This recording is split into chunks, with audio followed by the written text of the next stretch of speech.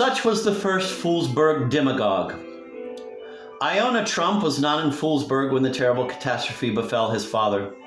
When he returned home, everyone expected that Ferdishenko's doings would at least make him indignant. But he listened to the bad news calmly, expressing neither dismay nor even surprise. He was of a rather cultivated but totally dreamy nature, completely indifferent to the facts of reality. And he supplemented this indifference with a big dose of utopianism. In his head flickered some sort of paradise in which virtuous people lived who performed virtuous deeds and achieved virtuous results. But in fact, it all merely flickered, without assuming any definite forms and going no farther than simple and not entirely clear aphorisms. His book, On Establishing Virtue Upon Earth, was nothing but a collection of such aphorisms, which did not point or even aspire to point to any practical application. Iona liked to consider himself virtuous, and he would have liked it even better if others too considered themselves virtuous. This was the need of his mild, dreamy nature. This also underlay his need for propaganda. The virtuous, living with the virtuous, the absence of envy, troubles and cares, gentle conversation, serenity, moderation. Those were the ideals he preached, knowing nothing of the means for attaining them.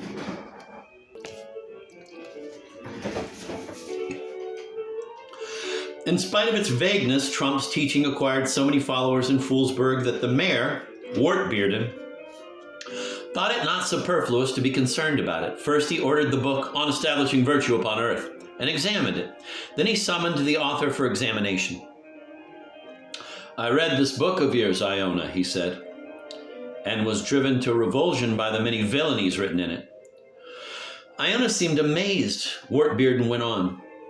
"You think to make all people virtuous, but you forget that virtue comes not from you, but from God, and it is from God that each man receives his proper place." Iona was more and more amazed by this assault and waited not so much with fear as with curiosity for what conclusions Wartbearden would come to. "If there are slanderers, thieves, villains, and murderers in this world, something that is constantly present in reports," the mayor went on, "why on earth, Iona, has it come into your head that they should not exist? And who gave you the power to remove all these people from their natural calling and insert them, along with virtuous people, in some place worthy of ridicule, which you brazenly call paradise?" Iona opened his mouth to give some explanation, but Wartbearden interrupted him. "Wait, and if all the people in paradise spend their time singing and dancing, who then, in your, Iona's reasoning, will plow the earth? And having it plowed, sow, and having sown, reap, and having gathered the fruits, provide and nourish with them the nobility and people of other ranks?" Again, Iona opened his mouth, and again Wartbearden restrained his impulse. "Wait! And for those shameless utterances I have judged you, Iona, with a quick judgment, and decided thus, your book is to be torn up and trampled upon." So saying, Wartbearden tore it up and trampled upon it. "And you yourself, as a corrupter of good morals, will first be put in the pillory, and then be dealt with as I, the mayor, deem fit."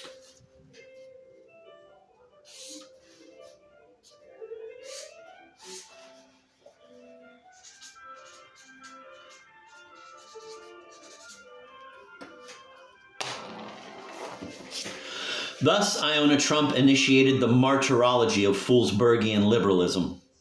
This conversation occurred on a Sunday morning, and at noon Iona was taken to the marketplace, and to make him look more repulsive was clothed in a seraphim, since among his followers there were many women, and on his chest a plaque was hung with the inscription, "Womanizer and adulterer." To complete it all, the policeman invited the market people to spit on the criminal, which they did. Toward evening, Iona was no more. Such was the debut of Foolsburgian liberalism.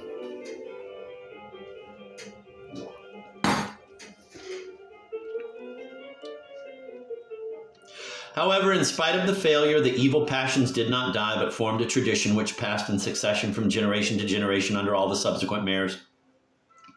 Unfortunately, the chroniclers did not foresee the terrible spread of this evil in the future, and therefore, paying no due attention to the facts that took place in front of them, set them down in their notebooks with regrettable brevity. Thus, for instance, under Blagorodov, there is mention of a certain nobleman's son, Ivashka Ferafantiev, who was put in chains for speaking blasphemous words, and the content of these words was that, quote, "all people have the same need of food, and he who eats a lot, let him share with the one who eats little," end of quote. quote, and sitting in chains, Ivashka died, end of quote, adds the chronicler. Another example occurred in the time of Mikoladze, who, though a liberal himself, being a passionate man and also new to his duties, was not always able to refrain from boxing people's ears. During his time as mayor, 33 philosophers were scattered over the face of the earth for having, quote, the absurd habit of saying, let the one who works eat. Let the one who works not taste the fruit of his idleness, end of quote. There was a third example in the time of Benevolensky, when a young man of noble origin, Oleshka Bespiatov, was, quote, subjected to interrogatory procedure, end of quote, for maintaining, in reproach of the mayor's fondness for issuing laws, that, quote, bad are the laws that need to be written, but good are the laws that are written not by hand in every man's nature, end of quote. And he too, quote, following that interrogatory procedure, died of fear and pain, end of quote.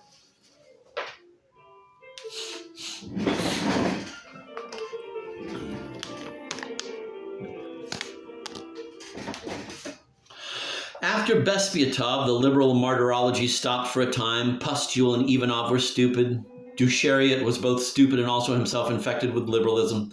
Melanchthon, in the first half of his mayorship, not only did not hinder, but even patronized liberalism, because he confused it with free behavior, to which he had an insuperable disposition.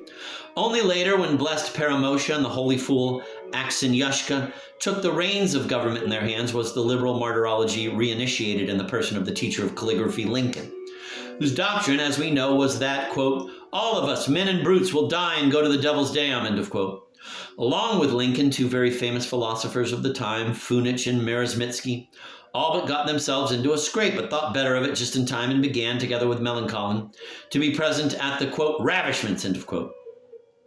See, quote, the worship of mammon and repentance, end of quote. Melanchthon's turnabout gave liberalism a new direction, which can be called the centripetally, centrifugally, inscrutably nonsensical. But all the same, this was liberalism, and therefore it could not succeed, because the moment had come when there was no need of any liberalism. No need at all, not in any way, not in any form, not even in the form of absurdity, nor even in the form of the ravishment of the authorities.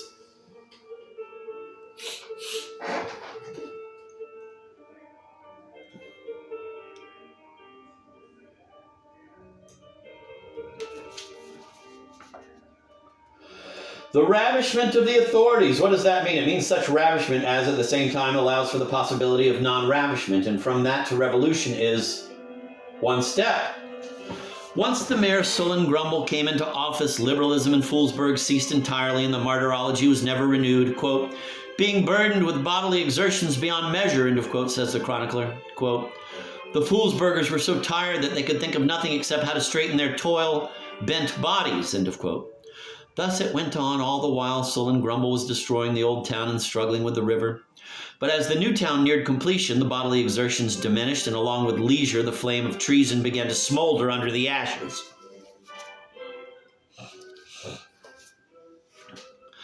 The thing was that the final completion of the town was followed by a series of celebrations. First, a celebration was held on the occasion of changing the town's name from Foolsburg to Steadfastia. Second, there followed a celebration in remembrance of the victories won by former mayors over the townsfolk. And third, on the occasion of the coming of autumn, there was the Feast of the Powers That Be. Although the initial plan of Sullen Grumble was that the feast days should differ from all other days only in that, instead of working, the people took up more intense marching, this time the vigilant mayor committed a blunder. Sleepless tramping in a straight line had so destroyed his iron nerves that when the last sound of an axe died in the air, he had just time enough to shout, knock off, and straightway collapsed on the ground and began to snore before even giving the order to appoint new spies.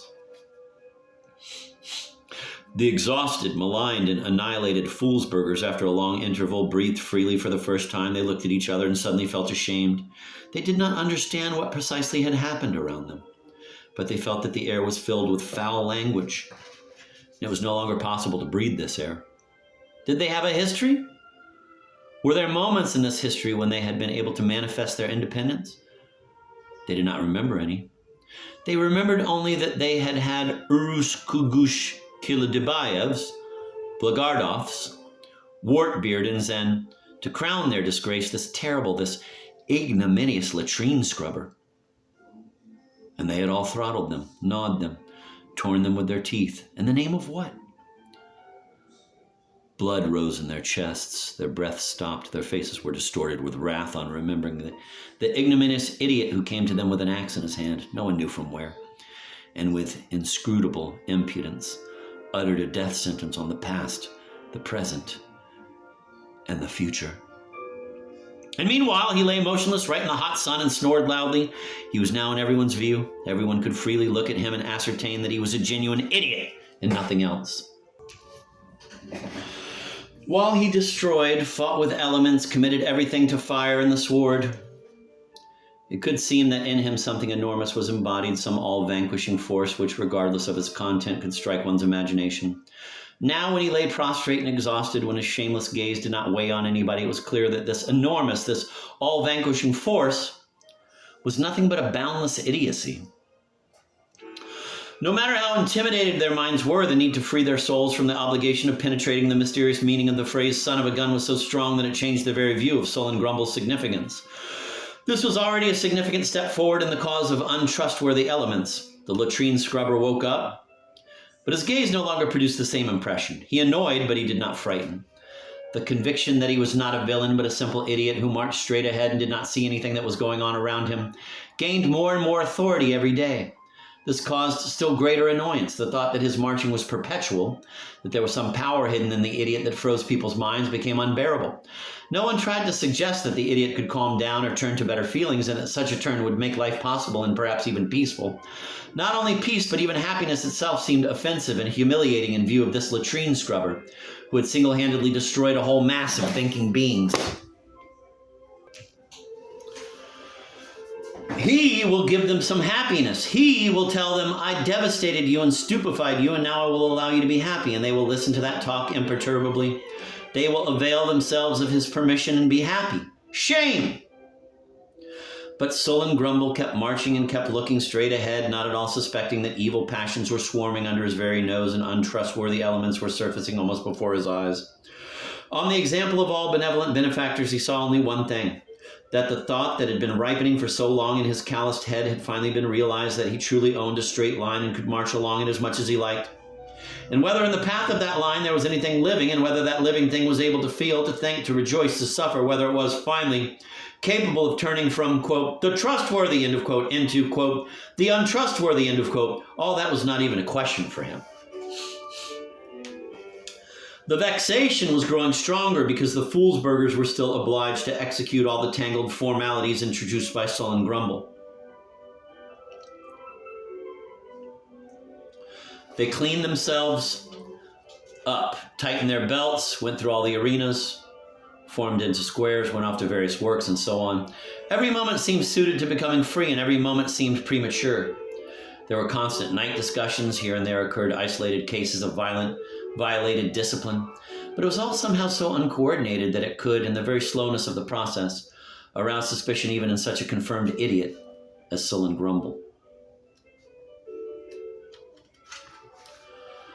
And in fact, he began to suspect something. He was struck by the silence during the day and the rustling during the night. As darkness began to fall, he saw some shadows moving about the town and vanishing no one knew where. And at daybreak, the same shadows reappearing in the town and running to their homes. This phenomenon was repeated several days in a row. And each time he was about to run out of the house to personally investigate the cause of the night's turmoil, but held back out of superstitious fear.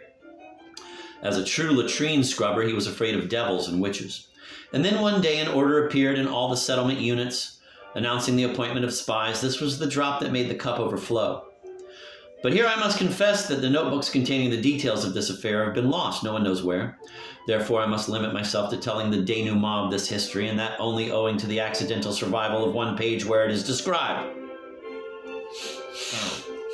Quote, a week later, after what, writes the chronicler, the Foolsburgers were astonished by an unprecedented spectacle. The north turned dark and was covered with storm clouds. Something was rushing at the town from there. A torrential rain or a tornado. Filled with wrath, it came rushing, furrowing the ground, rumbling, howling, and moaning. And from time to time belching out some dull, croaking sounds, though it was not yet near. The air in the town shook. The bells began to ring of themselves. The trees ruffled up. The cattle went mad and rushed about the fields, unable to find the road back to town. It was drawing near. And as it drew near, time was stopping its course. Finally, the earth trembled, the sun grew dark, the Foolsburgers fell prostrate, inconceivable terror appeared on all faces, seized all hearts. It came! At that solemn moment, Sullen Grumble suddenly turned his whole body toward the stunned crowd and said in a clear voice, "There will come!" But before he finished, there was a loud snap and the former latrine scrubber instantly disappeared, as if melting in air. History ceased its course, end of quote. The end. Supporting documents. 1. Thoughts about the like-mindedness of mayors and also about the absolute power of mayors and other things. Written by the mayor of Foolsburg, Basilisk Wartbearden. Footnote. The text is written in a child's notebook in quarto. The reading of it is difficult because the orthography is nothing short of barbaric. For instance, he writes the word stupid as S-T-O-O-P-I-D and the word when as H-O-O-W-E-N. But this makes the manuscript all the more valuable, for it proves that it was penned undoubtedly and directly by a thoughtful administrator and was not even reviewed by his secretary. This also proves that in older times, mayors were expected not so much to be brilliantly educated as to be profound thinkers naturally inclined to philosophical exercise. Publisher. It is necessary that there be like-mindedness among mayors so that they speak, as it were, with like mouths everywhere in the world. On the harmfulness of a many-mindedness of mayors, I will be brief. What are the rights and duties of a mayor? The rights are that villains should tremble and the rest should obey. The duties are to apply measures of leniency, but not neglect measures of strictness. And along with that, to encourage learning. These brief terms contain the simple but not easy science of being a mayor. Let us reflect briefly on what may come of that. Villains should tremble. Wonderful! But who are those villains? Obviously, if there is many-mindedness on the subject, it may lead to great confusion. A thief is a villain, but he is, so to speak, a third-rate villain. A murderer is also a villain, but he too is only a second-rate villain. Finally, a freethinker may be a villain, but this time a real villain, an inveterate and unrepentant villain. Of these three sorts of villains, each of course should tremble, but should they tremble to the same degree? No, not the same. A thief may be allowed to tremble less than a murderer less than a godless freethinker. This latter must always have before him a piercing mayoral gaze, which should make him tremble incessantly. Now, if we allow many-mindedness on the subject among mayors, many things will wind up in reverse. The godless freethinkers will tremble moderately, thieves and murderers constantly and most terribly, and thus a sound administrative economy will disappear and a majestic administrative harmony will be broken. But let us go further. It was said above, quote, the rest should obey, end of quote. But who are, quote, the rest, end of quote? Obviously, what is meant here is the townsfolk in general. However, it is necessary to make distinctions in this general appellation. First, high-born nobility. Second, respectable merchants. And third, farmers and other low-born folk.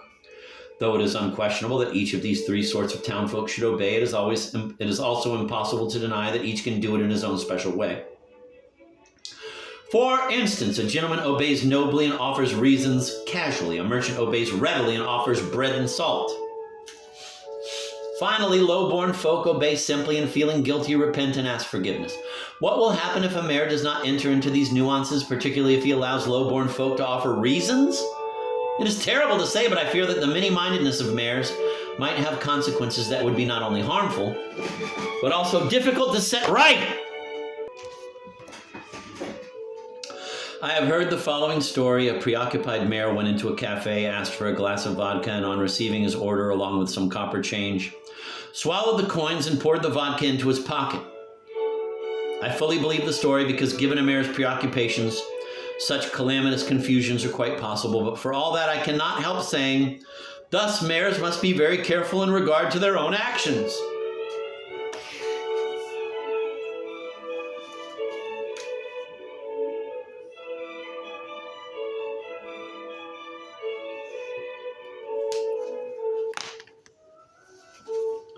Let us go further still. I mentioned above that besides rights, mayors also have duties. Duties! Oh, what a bitter word this is for many mayors. But let us not be too hasty, my dear colleagues. Let us reflect maturely, and perhaps we will see that judicious employment can make even bitter things sweet. It has been said that a mayor's duties consist in applying measures of leniency without, however, neglecting measures of strictness. What are measures of leniency? They mostly are expressed in greetings and kind regards. Townsfolk, particularly of low birth, have a great fondness for that.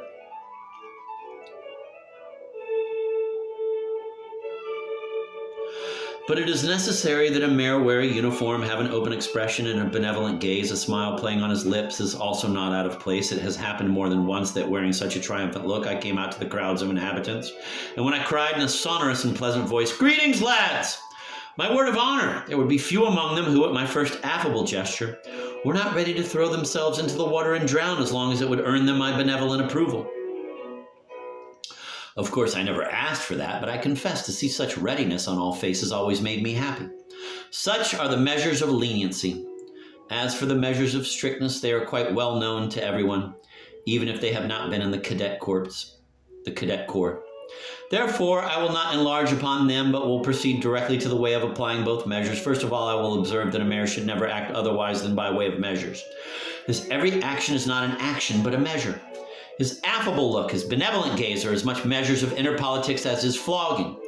The townsfolk are always guilty of something, and so there is always a need to influence their corrupt will. In this sense, the first measure of influencing should be a measure of leniency. For if a mayor, on coming out of his house, immediately starts shooting, he achieves nothing more than the destruction of all the people, and like Marius of old, will be left on the ruins alone with his clerk.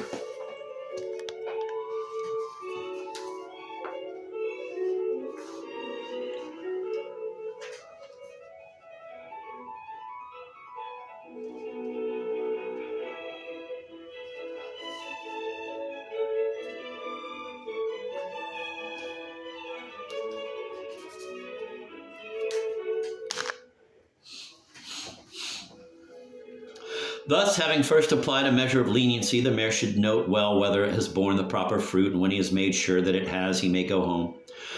If he sees that there is no fruit, he must apply further measures without delay. The first action in this sense should be a stern look, which would instantly make the people fall on their knees. Then, too, his speech should be abrupt. His gaze should promise further orders. His gait should be uneven, as if spasmodic.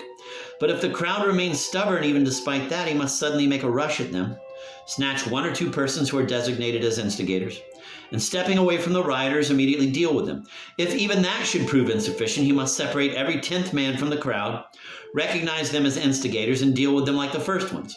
On most occasions, these measures, especially if they're taken in good time and quickly, should be sufficient. However, it may happen that the crowd, inveterate and as if hardened in its coarseness, is also hardened in its violence. Then it is time to shoot.